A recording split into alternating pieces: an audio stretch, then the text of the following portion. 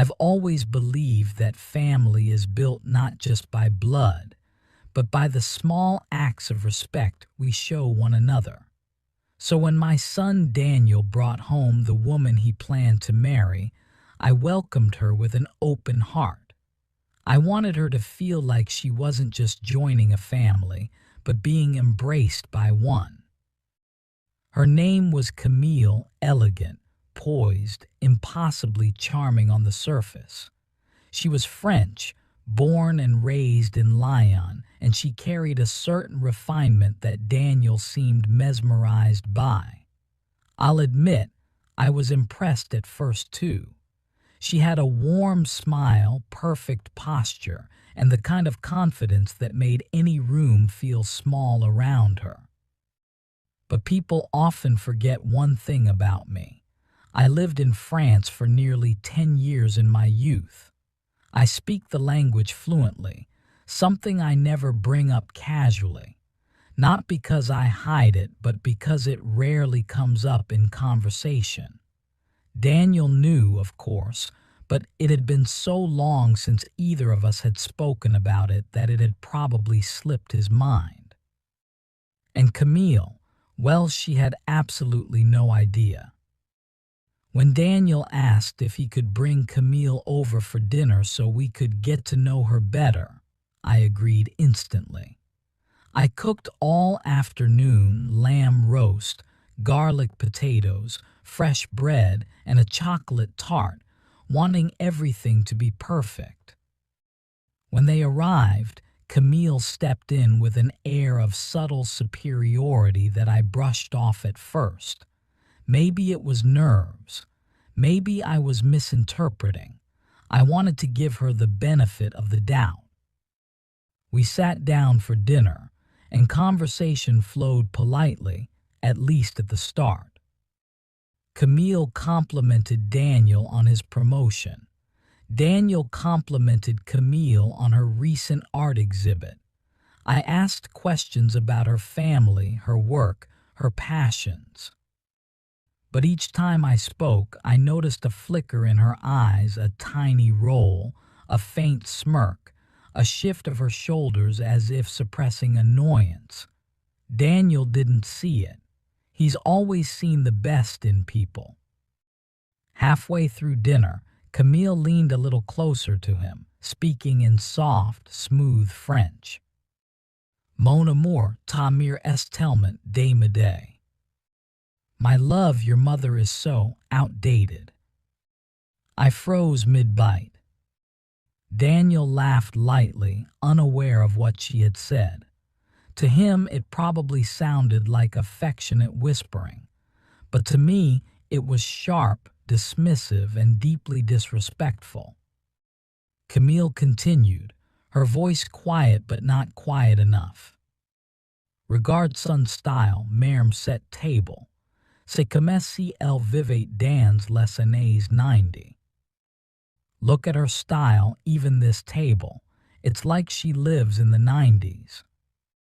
She gave a soft laugh, the kind only meant to be shared between two people, but the kind that stings when you understand every word.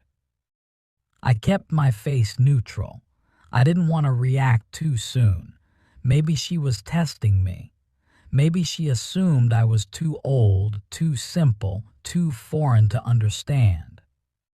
But she wasn't done. When I served the dessert, she whispered again. Et ce gâteau, il manque de finesse. This cake, it lacks finesse. Then she added the final twist of the knife. Je ne sais pas comment je vais supporter tout ça quand nous serons mariés. I don't know how I'll tolerate all this once we're married.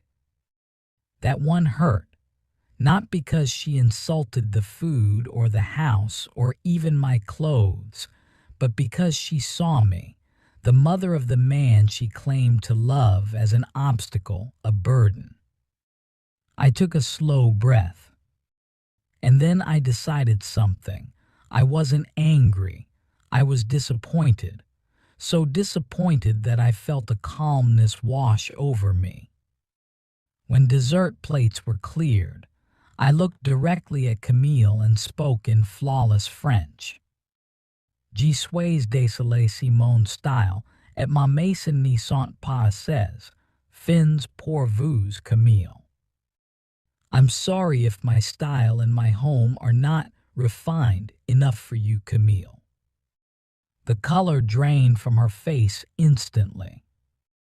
Daniel blinked, confused. Mom, you speak French. Oh yes, I said, still looking at Camille, quite fluently. I continued softly. Et pour quelqu'un qui pense passer mon fils, vous manquez cruellement de respect. And for someone who thinks she will marry my son, you lack a great deal of respect. Camille dropped her gaze, hands trembling slightly. She opened her mouth, but no words came out in English or French. Daniel looked between us, speechless, as understanding finally dawned on him. What did she say?" he asked. I didn't answer right away. Instead, I gave Camille the chance to speak. After a long, tense silence, Camille whispered, "I didn't mean it. I was nervous. I was trying to impress him, to seem funny." "Insulting someone in a language you thought they didn't understand isn't humor," I said gently but firmly. "It's character." Daniel exhaled deeply and leaned back, stunned. He looked hurt not by me, but by the woman he loved. Camille reached for his hand, but he quietly pulled it away. For the rest of the evening, she spoke very little. Daniel asked if we could talk privately after dessert, and Camille excused herself to the living room. When he and I were alone in the kitchen, he sighed. "Mom, I'm so sorry. I had no idea." "It's not your fault," I said, touching his arm. "But you deserve someone who respects your family, someone who values kindness, not appearances." He nodded slowly, eyes clouded with confusion and sadness. "I need to rethink things." Camille and Daniel didn't break up immediately, but the relationship shifted. The trust Daniel had placed in her cracked in a way that could not easily be repaired. A few weeks later, he came to my house alone. "We ended it," he said quietly. She apologized again, but I just couldn't shake the feeling that she didn't respect the people who matter to me. I hugged him, proud of his strength. And though the whole experience was painful, it taught me something valuable. Respect isn't shown in grand gestures or fancy words. It's shown in the small moments, especially when you think no one is listening. And Camille learned that sometimes the walls really do have ears, and some mothers understand far more than they let on.